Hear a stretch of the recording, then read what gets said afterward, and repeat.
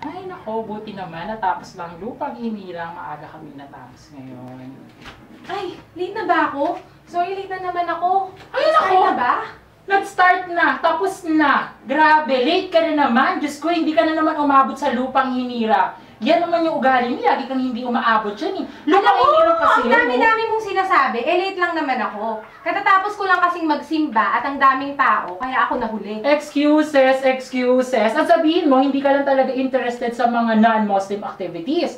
Alam mo, siguro tama nga yung mga narinig ko at nababasa na kayong mga Muslim ay mga close-minded. Nakakaloka kayo, Diyos ko. So, lahat pala ng naririnig mo, pinaniniwalaan mo. Bakit hindi? Ang dami-dami ko kayong nababasa at naririnig ko. Ang dami nun, excuse me ha. Alam mo ba, na ang sabi sa akin ng lolo ko, kami ang nauna dito sa Pilipinas. Oh. Bago pa man kayong mga Katoliko, kaming mga Muslim, alam mo ba yun?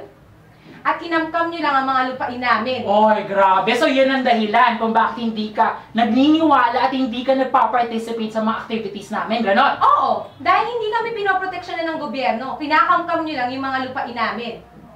Ano? Hindi mo alam yon? Kulang kasi impormasyon eh.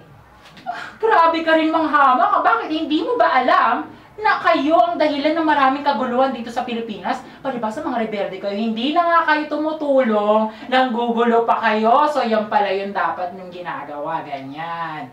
Alam mo, kung ayaw mo kaming kilalanin, mas lalong ayaw namin kayong kilalanin. Kasi, kung ayaw nyo kaming pag-aralan at magbigay kayo ng oras para kilalanin ang kultura namin, wala na kaming magagawa. Ay nako, bakit ba ako nakikipag-usap sa isang taong kagaya mo? Bakit din ba ako nakikipag-usap sa isang kagaya mong wala namang alam? Pinakikinggan mo ba ako, ha?